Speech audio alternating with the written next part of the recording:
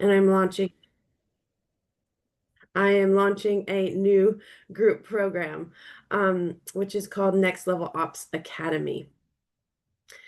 My mission for my business is to help you make way for new opportunities that align with your version of success, and of course, celebrate the small wins along the way. So let's jump into it. Today, we want to focus on simplifying what you already are doing so you can scale your business without burning out. I know burnout is a huge, huge issue with business owners, especially working for yourself or if you don't have any team to help you. We tend to take on more and more and more without outsourcing or simplifying our systems to help us do that work. So really want to focus today on looking at choosing the right tools, scaling your project management system, looking how you can use your project management system and your tools to integrate into a workflow, and then putting it all together so you understand how to not only choose the right tools, but build your own digital workspace so you're not context switching or tool hopping too much. As we know that that takes up a lot of our time in general of finding our work to do work. So today I'm going to look at how we can simplify it all. So quick recap for those that didn't come to the first session, we looked at the momentum map method. So how to build out that 12-month roadmap to help you make decisions faster, implement without spinning out, and again, build a business that fits your lifestyle, the freedom you want, the impact you want to make. So I went through the 4 steps in my momentum map method to build out that roadmap of building your, creating your North Star, bridging that with your vision and income through your offers, creating projects to help you visualize your business progress, and then building out time and systems to understand where your priorities should be in your schedule and organize your back end of your business so that you can align all of that to that North Star and hit your goals in that 12 months. So we did a lot last time in that hour. We went through so much, which was awesome. But today I want to talk about systems. And I've been doing systems consulting and integration with businesses now for about 4 of my 5.5 years. And a lot of the same symptoms, a lot of the same issues come up when I start talking about systems with business owners. They feel very overwhelmed. They feel like they're not tech savvy enough to understand systems, and they put it in the too hard basket. And one of the ways that why systems feel so overwhelming to business owners is that most of the time we set up systems in a reactive way. So we're only there to set them up when we're trying to fix an issue or use it as a patch for a this will work for now situation. We're not preventing, we're being very reactive in how we use our systems. So they're never fully set up and they're never fully utilized in the way that they should be. Second is a lot of systems were built for corporate or bigger teams. So a lot of us have come from corporate or have come from a place that had robust systems in place. And it's hard to visualize how to break those systems down into a smaller approach for your own business. So we think we have to go big and complicated when in reality we can use our own simplified systems in our own way. I think if you've worked in corporate, it's actually an advantage because you understand the processes, the manuals, the SOPs, the way things need to be built out so that you create the same results every single time. You can take those skills and inject them into your own business, but it's utilizing systems in a much smaller scale than it would be in a corporate situation. Next is too many tools. So we download all the free trials. We try so many different tools, and we end up with possibly 50 tabs open, 50 different tools trying to help us manage and run our business, when in reality you probably could use less than 10, 15. And that becomes overwhelming because now you're not doing any work, you're just managing tools. And that's obviously an issue because it doesn't make us productive or efficient in our work. It's just now we're managing too much technology. And the other thing is, yeah, too many free trials. So we sign up and we never use that tool past the free trial. And this is probably, out of all the things, the one that keeps so many small businesses from creating space in their calendar, in their business for themselves, is because they do everything manually and they won't pay the $15 a month, the $25 a month to have the benefit of the functionality of a paid tool that will then save them hours and hours and hours of time. So we have too many free trials. We don't finish them. We don't fully set up the tools to help us. Our systems are patchworked. So we create kind of this like tornado of overwhelm for ourselves because we just haven't taken the time or put the commitment into understanding how to set up our systems.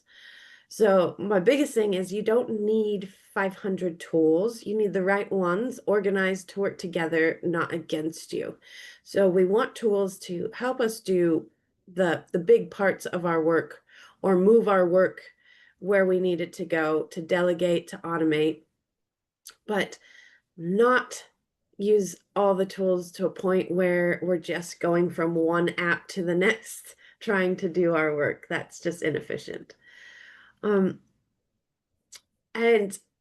I put this in here because I want to know if anybody's here in the chat, like, what are your thoughts on systems? Because I'm a systems geek. I love to figure out how to build solutions for businesses. I'm a problem solver. So systems are obviously a huge part of that. And so I love to learn and understand how to build better systems for businesses. And majority of the time they are boring. They are repetitive. They're not flashy. They're not creating content. They're not realistically the stuff you see in the front of the business. It's always the back end, the stuff that helps keep your business humming. But they do make things easier. They do not add more steps. They should be either eliminating your steps or automating your steps. But it's not just about like managing your work. It's also about building consistent results for your clients, for your customers. Maybe you work with other businesses, but the more systems you can set up and have processes in place, the better you can deliver your service, your experience, maintain your energy and mental bandwidth because you aren't starting from scratch every single time. They are absolutely imperative to help you scale not only your reputation, but your results in your business. Because imagine you have an online course or a digital product and somebody says, oh, I've taken this course and it's amazing. And let's say they have 50,000 followers on LinkedIn or Instagram, and they link to your online course, but you don't have any systems set up to onboard those students. You have to manually onboard every student. So let's say this person with 50,000 followers gets you 100 new students straight away. You have to manually invite them after they've paid to that course. So you have to go in and manually add that person's name, their email address, and all those details into your course platform. How much time is that going to suck? Yes, it's a great, good boost in income, but that is not a way that you can scale your business or your reputation. People should be able to buy an online course and get immediate access to whatever they've paid for, or at least the welcome module. So systems aren't there to make things more difficult, they're there to make it easier. And if a system is adding more steps to your processes, it's a bottleneck. Um, Well, I'm and definitely, I okay, have a sorry. question. Do you think a lot of reason why people don't set systems in place is the intimidation of the process? Because I know like I'm a systems person, like I function really well with them. Yeah. And yet at the same time, like learning a new system takes time. And some people don't necessarily want to invest the time, or they don't know how much time it's going to take. And then they're like, oh, you know what? I'm just not going to do it. I'm going to figure it out another way. So do you find that with your clients, like it's really kind of the frustration point is the initial setup, and then once it's smooth and going, it's kind of fine, kind of like I always refer to the gym because it's what I know, but it's like once you get your workout started, it kind of sucks in the beginning, but then you find your flow and you're like, you're good, right? So is Yeah. see, Yeah, but building that habit muscle, well, I think with integrating systems, I think there's a mindset shift that needs to happen.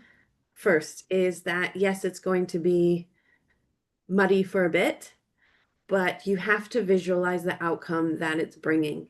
So I'm working with a company right now that have been in business for 20 years and have no systems. They run their business, multi-million dollar business on spreadsheets and emails.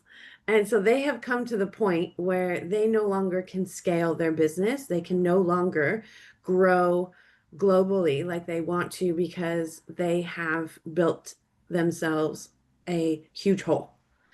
And, this is also a messy middle of you're in the messy middle of learning, of not knowing and then knowing. So if you can give yourself grace and understand that you need patience to get to that other side, well, you have to visualize what that system is going to do for your business. And there's also just a little bit of like if you aren't willing to spend the time to put this in place, what is the purpose of your business in general? So if you aren't willing to spend time to save time, then I question why you are in business in general because ultimately we want to build impact and help others. And if we aren't willing to do the work, however it looks, then business ownership might not be for you. And I know that's pretty blunt, but like there is no systems are non-negotiable when it comes to building a business. And I think a lot of people, especially when they start out on their own, don't consider themselves a business owner. They consider themselves self-employed. And that alone makes them like not want to spend money and invest in themselves. Um, they look at themselves and their TaskRabbit employee status. They don't fully step into that business ownership.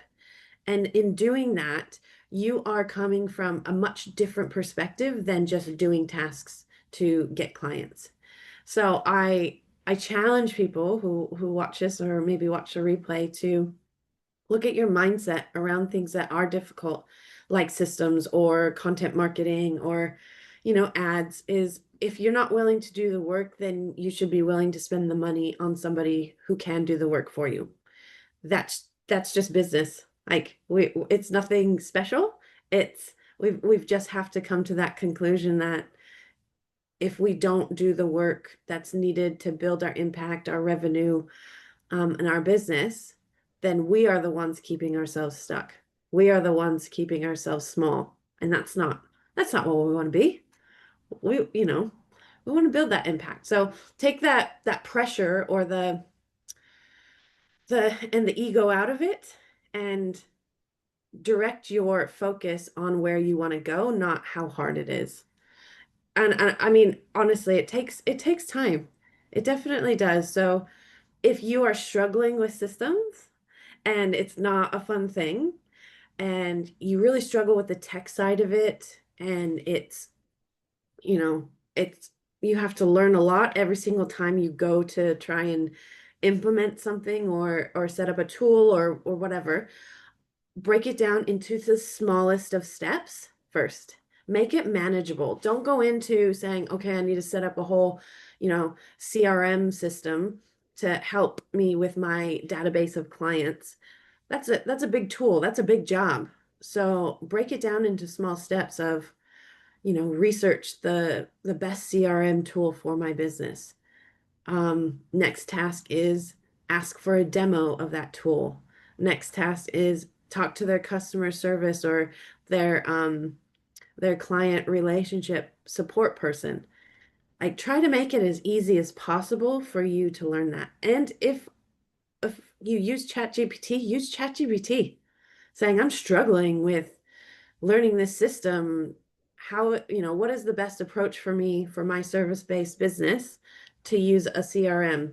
Write out all the tasks I need to do, simplify it, and make the tasks 10 minutes or less. So utilize technology like that to the best of your ability.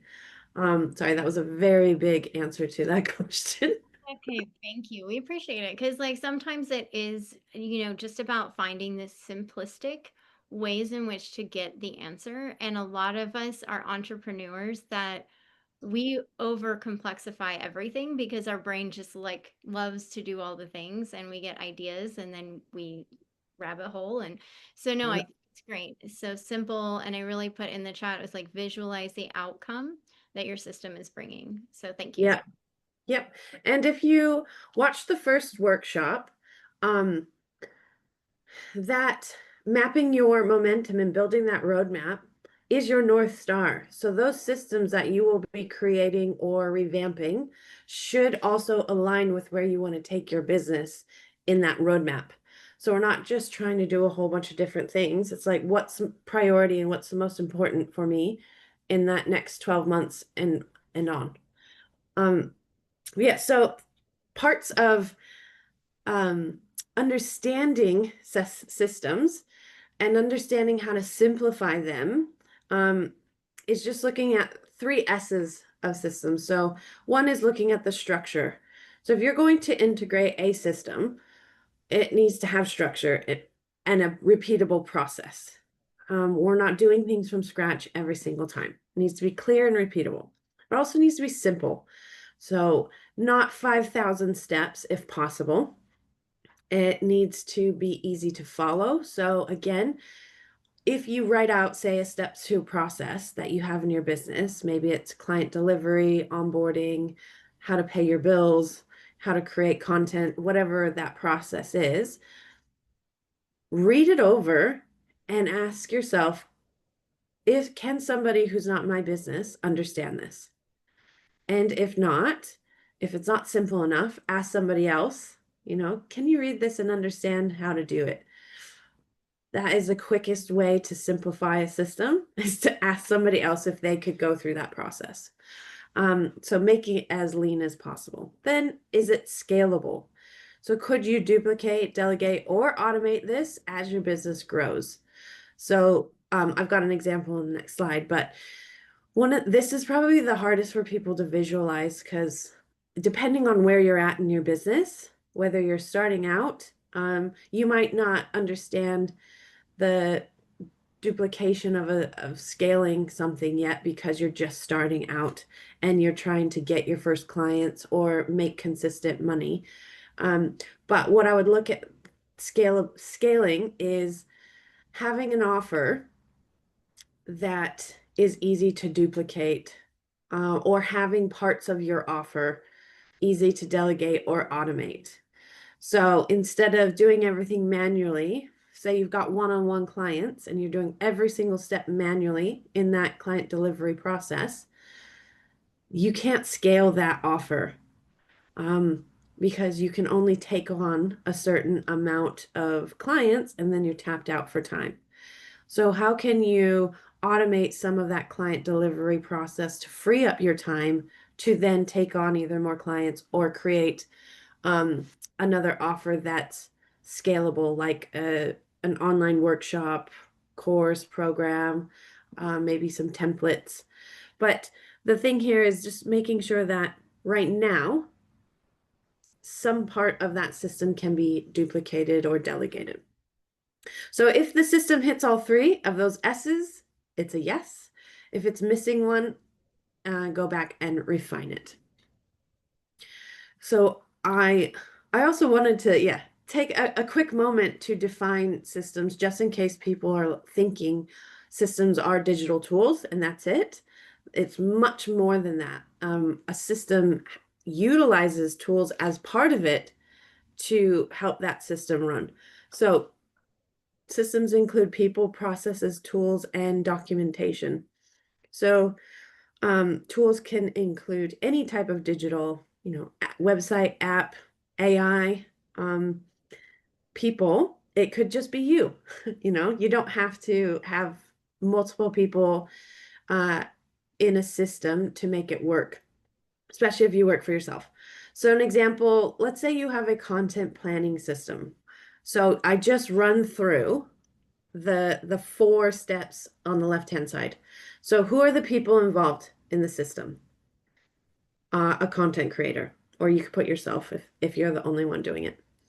What are the processes involved in my content planning system? Well, I have a process on how I create content. So that would be, the process in which you go through to create that content. The tools that I use in this system, I use Canva for my graphics. I have a social media scheduler. I use ChatGPT to help me with rewriting my captions. And then I use Grammarly to make sure that all my spelling and grammar is all good. I mean, you can utilize as many tools or as little tools as possible. And then my SOPs or documentation is how to create a month's worth of content in 2 hours. So that's part of my content planning system. The other part is you can build a workflow. So part of my content planning system is publishing a blog because I love to also write. So the people that are within this system are helping me not only publish content on my website, but also on social media. And we're not just creating one piece of content in the system, we're creating multiple pieces. And then if you don't have to put a workflow or frameworks in here. I do just to show you an example, but a framework that might be used within that system is a 3-step content planning framework. So again, I can go through the 3 S's here. Is it, simplified? And I'd be like, yeah, the process, the content creation process is step by step. It involves tools. It might be, maybe I'll take out the workflow for blog publishing right now because it might be too extensive for my content creator. I might have my content creator go through my blog publishing workflow to see if it's lean enough. Is this scalable? So can my content creator or me duplicate, automate, or outsource this? Yes, I can outsource this obviously to my content creator or a VA or whoever. And for me, when I go through this, it makes it very clear of what work I need to do now in order to set this system up. So it gives me huge clarity on the way in which I work in my business and then how that work is managed in a system. And if you don't have anybody else at the moment, it's just you, that's totally fine. That people is you. And it's actually a really good exercise for you to do because you will see how complicated you're making this for yourself or how much you don't have set up to help you have a consistent system. So if there's anybody that wants to do this real quick, you don't have to share your answer or anything, but I'd love you to just have a quick think about a system you could improve um, and include, oops, sorry, what's going on here? Oops. And check if it hits all the three S's. So I'll go back to the three S's real quick. So the structure, is there a repeatable process? Is it simple and is it scalable? So I'd love for you to think about a system that you want to set up. Maybe it's financial, maybe it's project, maybe it's onboarding. A system that you might have in your business right now that you know needs to be revamped. What are the people, processes, tools, and documentation that help run that system?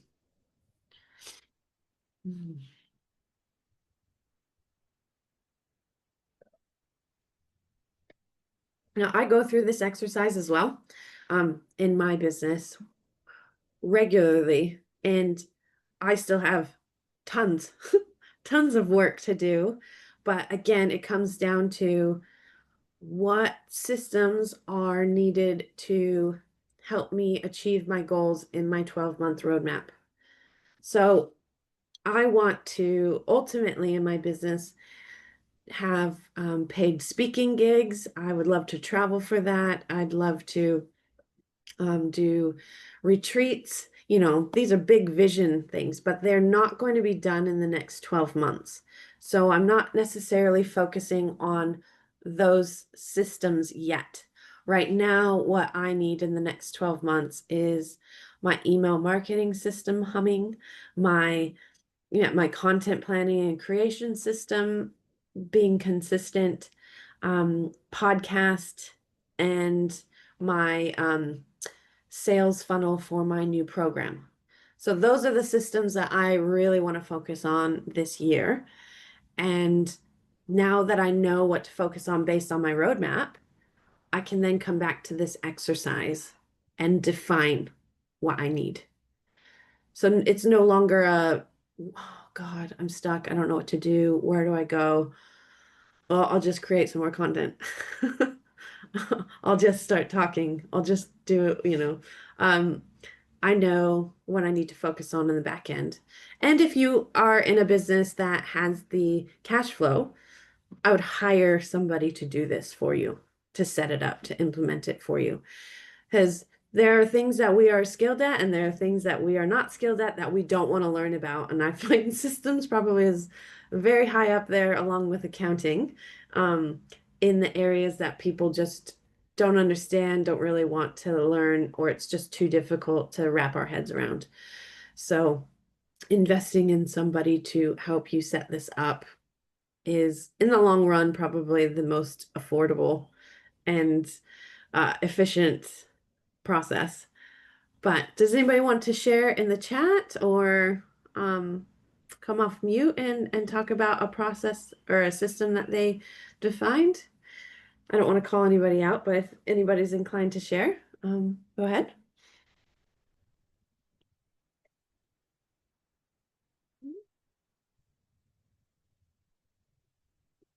Oh, okay, that's all right. If you've got any questions later on, I can answer. Right. Okay. So we talked a little bit about tools already, but I really want to focus on the question I get the most is, what do you recommend? What do you recommend? And I rarely recommend anything to anybody because I am not in your business 24/7. I am not working in it. I don't know the full capacity of what you're trying to achieve or do or how your brain works. So what I do is I walk people through kind of like a tools audit and um, like defining what you need first. So first is looking at tools based on function, not features. So it's really fun to be like, oh, I can change it all to my branding, or oh, I can, all the fun features.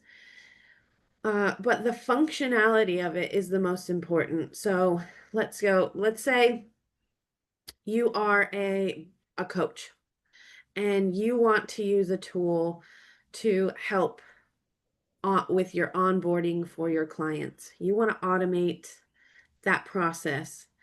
But the tool that you're looking at, you can brand it in your colors and your font. You can add all of your brand photos and logo and make it all pretty, but you still have to manually schedule those client sessions. Like it doesn't connect with your booking links. So again, that function that's a roadblock for you because there's still a big function of it is not available for you and your offers and your services. So we don't look at the features of how it looks. Look at how it functions.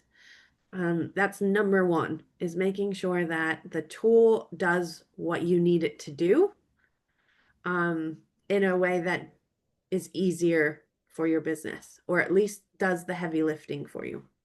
Next thing is looking at your tool stack or your tech stack and looking at the essentials. So, taking our project management to the next level in a tool rather than writing everything out in a planner or post-its or scraps of paper, graduating from a never-ending to-do list to managing multiple projects in one space.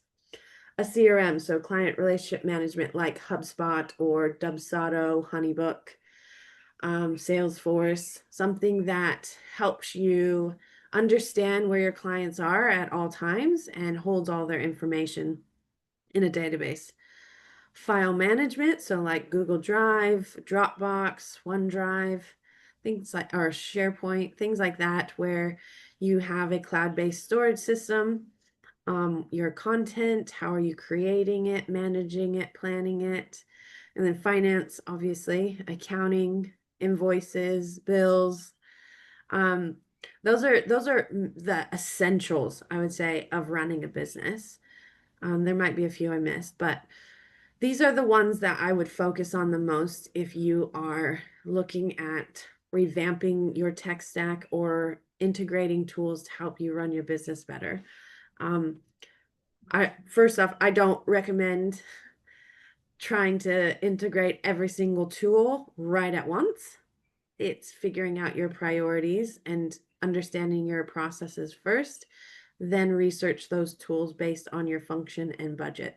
So again, going back to your North Star, your 12-month roadmap of where you want to take your business, what tools are essential to help deliver and manage that work? If you don't have a project management tool, that's a really good start. If you don't have accounting, that's a huge stuff. That is massive. Um, so look at the priorities and where you're at in your business and identify which tools need to help you along your way the most. And when I say figure out your processes first, people go in and ask a whole bunch of different people, oh, what tool do you recommend? Asana versus ClickUp versus Trello versus Notion. And it's easy to get stuck in the comparisonitis of all these tools, but I want you to go to how you deliver your work in your business, whether you're service-based or product or experience based. I want you to look at your processes of how you deliver your work or manage it, and then research tools based on that function of what you need, not based on what another, if you're a wedding coordinator, based on what another wedding coordinator would do. I have just had way too many clients set up tools based on somebody else in their industry, and it doesn't work for their brain. It doesn't work for their processes, how they run their business. So processes first, and then research tools based on that function and the process and how you deliver that work. And then ask ChatGPT. Always ask ChatGPT. Say, I'm stuck between Notion and Asana for project management. Um, can you do a comparison chart for me? This is my business. This is how I deliver my services. I'm not tech savvy. You know, I need something to help me automate things. I don't want it to be expensive. My budget is this. And then let ChatGPT do the rest of the work for you. This is going to save you hundreds of hours. And then from there, then you try the free trial or ask for a demo, um, and talk to one of the team members of that tool. I think that is the most underutilized aspect of integrating a new tool or system into your business. Ask for advice, ask for a demo, ask to talk to somebody, because they are going I have had several people from different tools tell me, "Oh yeah, okay, well we don't do that for your type of business, or our functionality is not there yet. I can't guarantee that it'll work for your business." They're very honest. They're not going to force you into a tool that doesn't work for your business. They might find some workarounds, they might not. So talking to somebody on their like customer success team, hugely beneficial, hugely. Um, so let's look at an example of choosing a tool. One is prioritizing that area of business. So again, looking at what is the most important aspect or system and tool I need to set up right now. Maybe it's project management. Then documenting your processes. How do you do that work? So if you manage multiple one-on-one clients, how do you onboard, deliver, and offboard that work? How do you advertise for that work? How do you get paid for that work? How do you create content for that work? Document your processes, and then ask ChatGPT to compare and research those functions. Choose and then test. Um, One thing I would say is you're not going to learn a new tool in 1 week. You're not going to, you will learn parts of it and you can set it up easily, but you have to learn, especially when you go to a paid tool, there's a lot to learn. And you have to allow yourself time to test. You have to allow yourself time to adjust and automate as much as possible so that you aren't doing a lot of it manually. Again, breaking it down into very small steps to do this work is crucial, because setting up a new tool could take 6 months, depending on how big your business is. I'm integrating 3 tools into one of my clients' businesses, the one that doesn't have any systems. We're integrating 3 tools, and it's going to take me almost 8 months. And they have a team of 7. So I, I be realistic on your needs, but also the time is going to take in order to get where you want to go. Um, That is really, really, really important. Oh, yes, Candice, there are tons of discounts. Yes, thank you for putting that in the chat. Um, Lots and lots and lots of discounts for you, which is great. I think Trello, Dubsado or Honeybook, one of those CRMs, is definitely has a discount for you. There's HubSpot and HoneyBook that I see. Yeah. Okay. Yeah. Um, so now that we understand what it takes to define our systems and then look at prioritizing, choosing the right tools to help us run those systems, to help run our business, we're going to look at project management, because that is by far the biggest, I would say, missing puzzle piece in a business, is that you're running your business based on what's in your head or what's on scraps of paper or your paper planner. And if you want to ever outsource or delegate, or you work with clients within projects, it's really hard to scale your business and your projects with you being the roadblock, because everything is based on what you know and where you store it. So if you're not having the information and the project pieces stored in a digital workspace that can be accessed by others, it's really hard to be able to scale and do more in your business. So the first thing that I look at when I'm using project management tool is to build like again a process of utilizing a project management tool. So when I'm building projects, I first map it out. So I define that project and its needs. So what are we doing in the project? Why are we doing this project? Who is involved? When is it happening? And where is it happening? That just gives me a really good understanding of building a project brief. Next, I move on to creating milestones and goals. So I know where to align my work. So if I've got multiple projects going on or multiple clients, um, I know that I have specific milestones I need to hit by when. We've got specific goals we want to hit. Maybe I'm launching a new course and I've got milestones and goals set up. So I know that the content I'm creating, the emails I'm creating, the conversations I'm having are all aligned to help achieve those goals. I define my results. So again, creating that clarity and visibility on what I'm trying to achieve. Then next, I write out those tasks involved in that project and I organize them. So that's either I organize them in sections, and you can organize these however your brain works. So let's say you're doing a launch project for a program. I'll just do that because that's what I did. Is I built out a launch project for my program that I'm launching at the moment, and I organized the project into sections and I organized them by weeks. So every week I knew exactly what I needed to do in order to launch my group program in 8 weeks.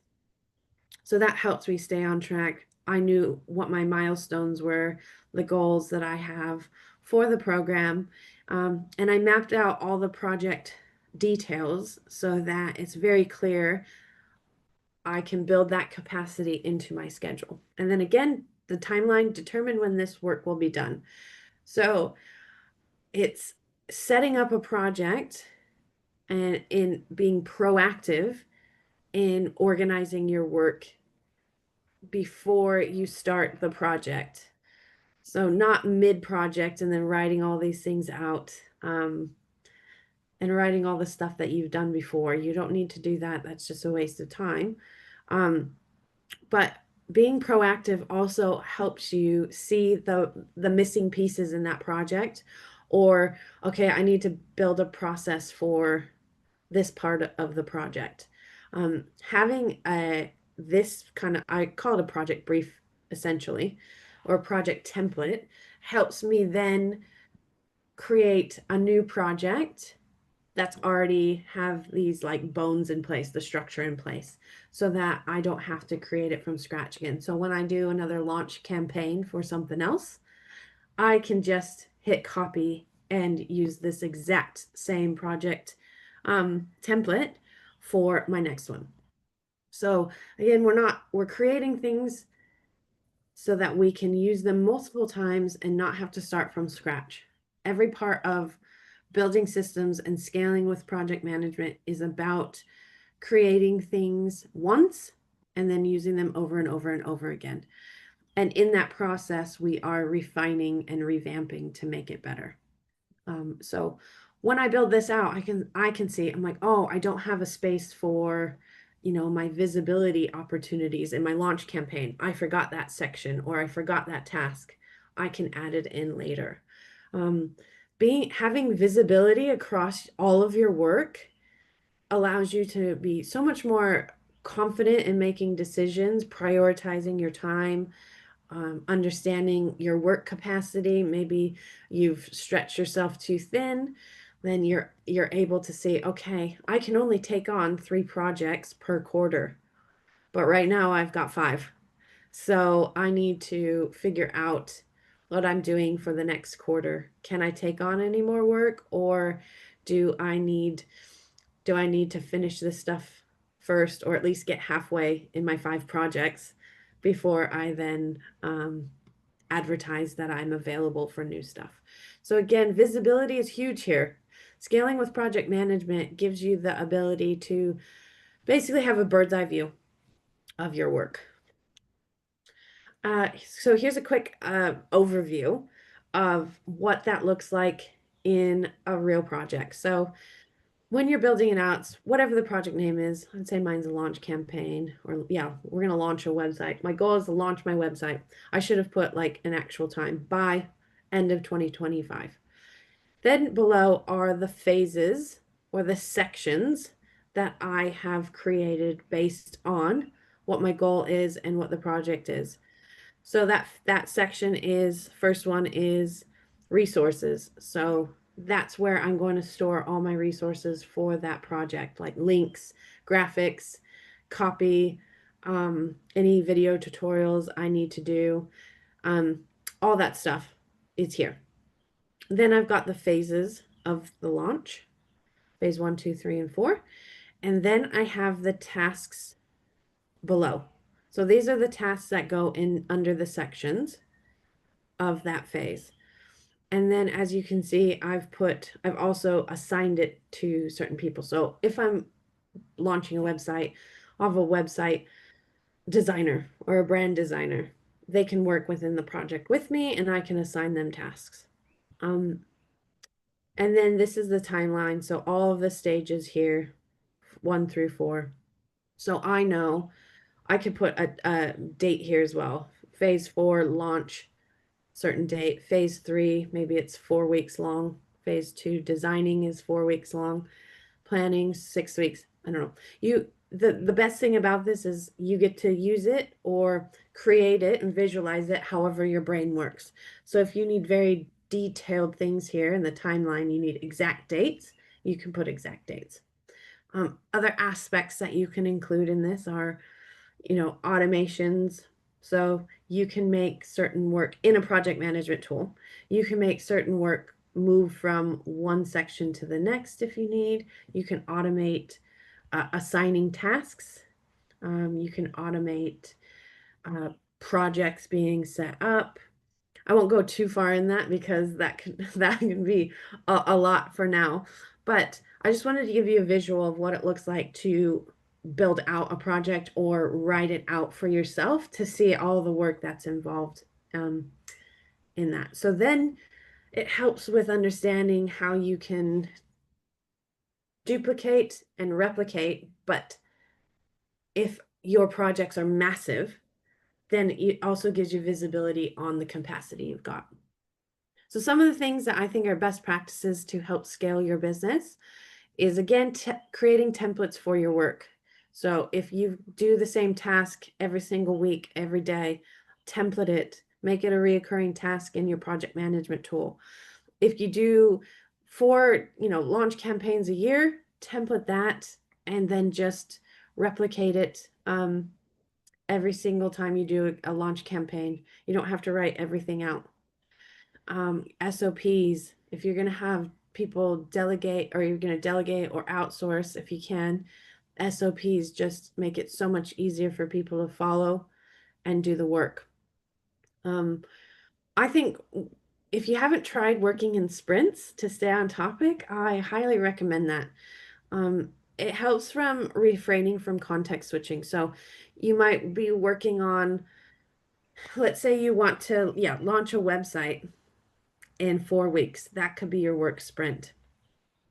And so majority of the work that you've got in your projects and your tasks is, I'm going to get my website launched in 4 weeks. So all of those tasks are inside your project management tool in a project, and it's not in, like, you've got a website launch here, but you don't have 50 other tasks within that project based on other things that you've got to do in your business. You've separated them. Because context switching can go a few ways. One is you just start work on something and then you go and do work on another thing. And then you come back to it and then you go to a different thing and come back to it. Another way of context switching is you start on one app or one website, and then you switch to another one to do more work, and then you come back to that one. So trying to keep all of your work in a project management tool helps you build an all-in-one workspace so that you're not trying to work across 40 different tools. And then review weekly to keep your work aligned with your priorities and your goals. So now that we've understood, yes, project management tools are important and they help us scale.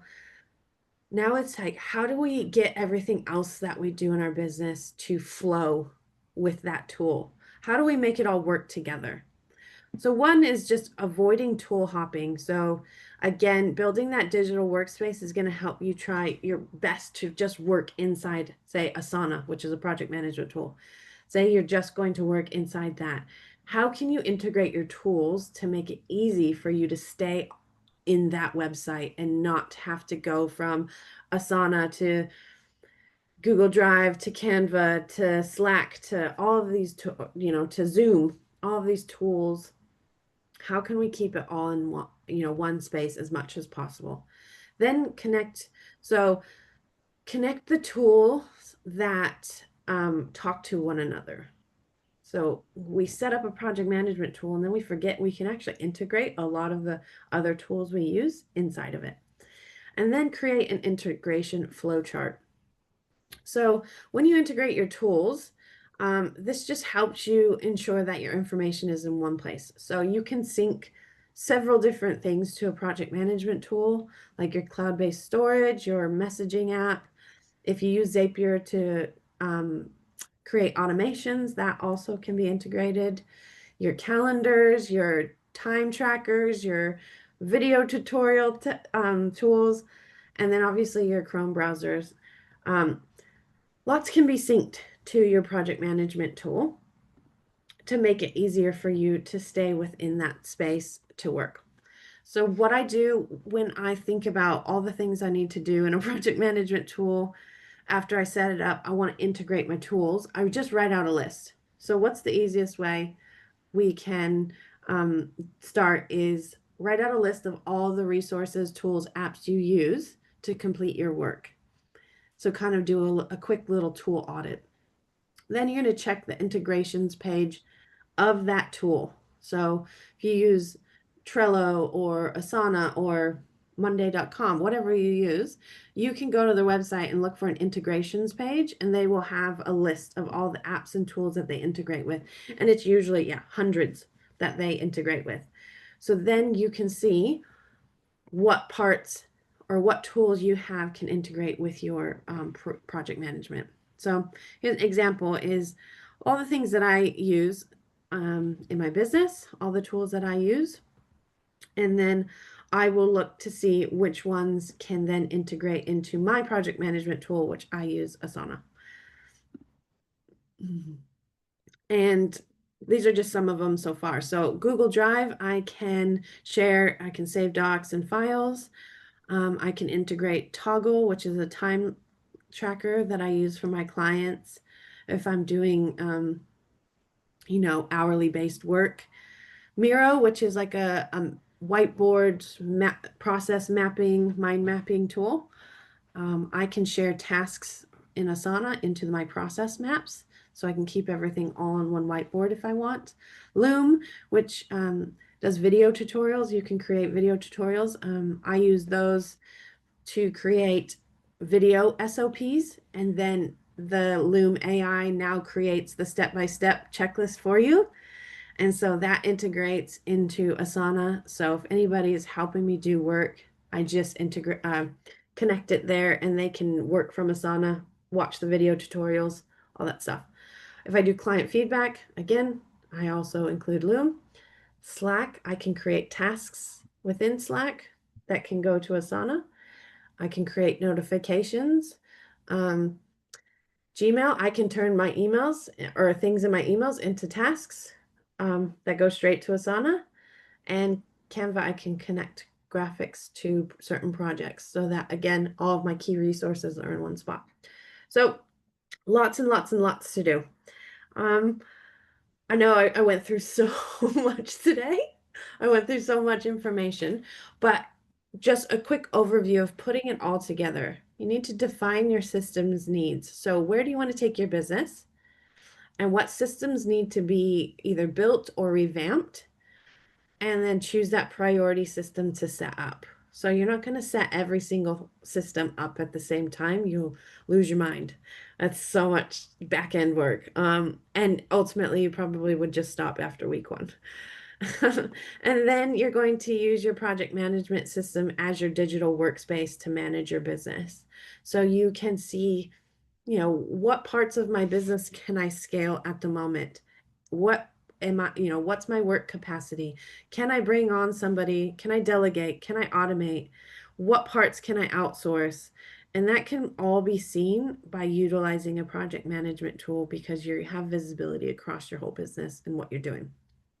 And then you're going to integrate your tools into your project management tool. So, as much as you possibly can to create that flow in your work. So, I can go into Asana now knowing that I can work on tasks in there. I can connect Google Docs that I'm working on. I can communicate with my clients in there. I can push out messages to Slack. I can track my time. I can build video tutorials. I can do so much in one space so that I'm not context switching and tool hopping too much, which obviously takes up time and doesn't make me as efficient or productive as I can be. Um, yes, I know that was a lot. I got done right on time, but You I did. do want to You did. create space for questions. Yeah, I'm gonna let you finish up. I just wanted to let everyone know that I have to hop off personally, but that I will see you guys next time. And thank you, Jen, for doing so much for this community. And please continue to go through your things. Yeah, no worries. Thank you.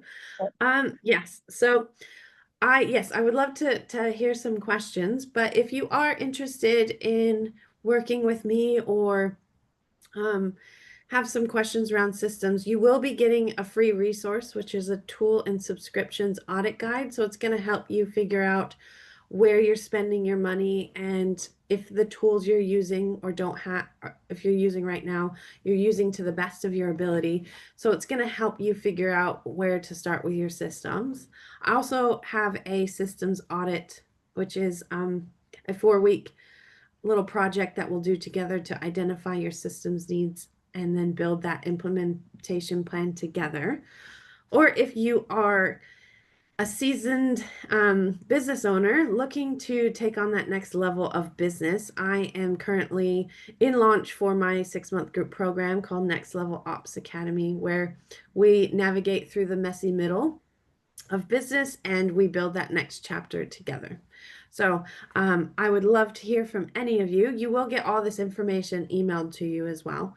But I am going to jump off this now and take any questions. Hello, Jen. This is Will. Thank you for presenting a lot of great information. I guess for the businesses that are like growing to a certain level, right? At what point do they think about graduating away from the off-the-shelf solutions to more customized solutions?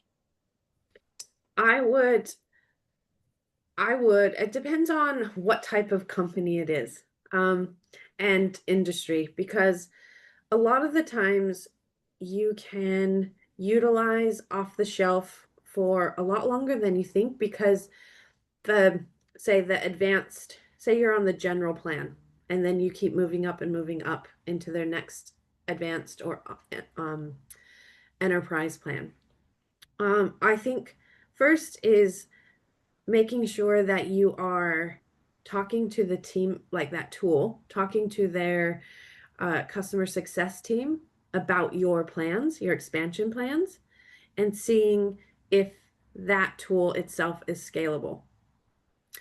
I think it's to the point is if you are using a tool 50% of the time now rather than 75, 80%, where all the functions within that tool no longer can hold the capacity of what you're trying to do, that's when I would start looking at bespoke, tools. but the issue with that is the more bespoke you go, the more complicated it can get as far as creating those simplified processes to make sure that the team and whoever else is involved can stay on track with that. So let's say, do you have an example? Do you have a business that's in that space? Yeah, we're a low code, no code platform. Mm, So a okay. lot of times in your example, when you said that company that was doing spreadsheets, Yeah. we've helped automate that, business process cradle to grave. But I also run into a lot of folks that they struggle with the off the shelf solutions, right? And not Mm, everybody, because it's a prevalent business model. All right. mm, mm. Lower entry to utilize automation based on subscription. And even though it's not built for you, at least it gets you going, right? Yeah. Yeah.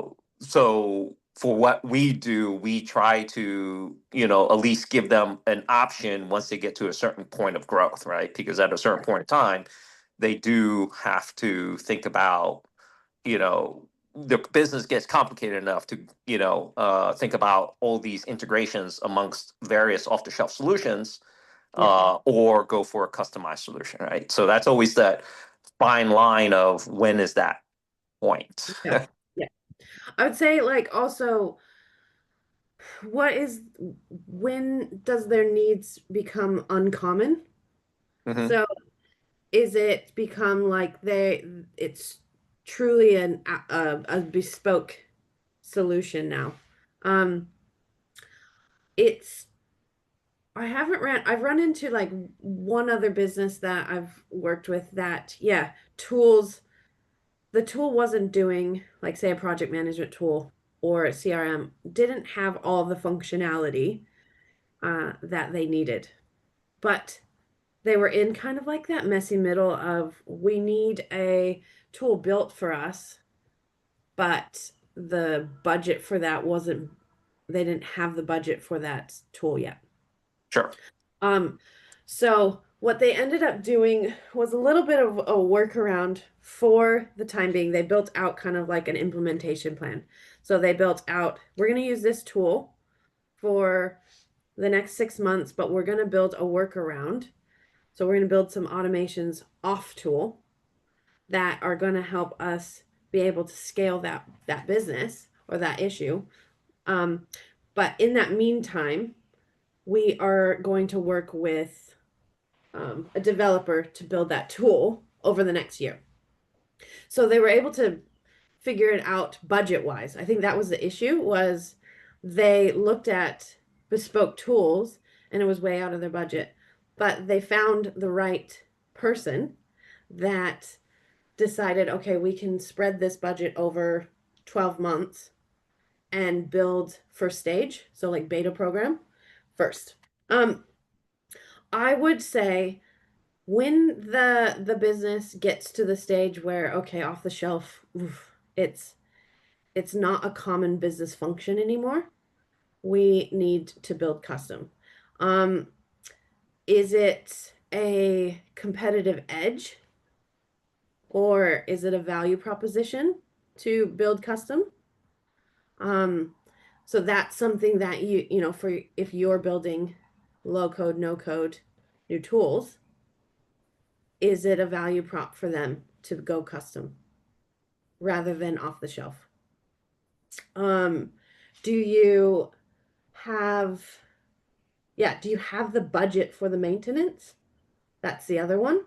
So it's not just like where we're at in the stage of our business, it's also can we consistently manage that next build, the custom build.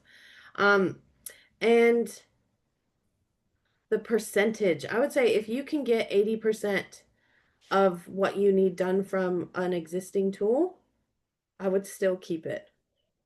Um, if not, that's when I would build custom.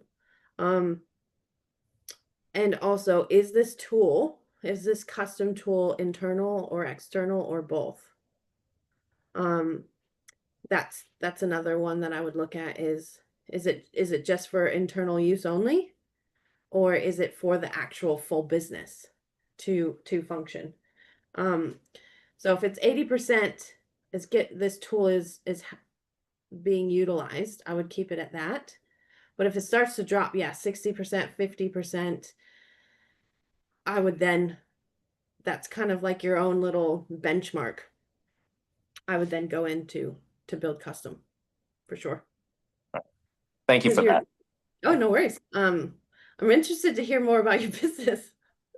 Yeah, I mean, I just sent you a LinkedIn invite, so we can certainly chat more in detail. But you Awesome. know, I mean, this company that you mentioned, they hired the right coder, which is Mhm.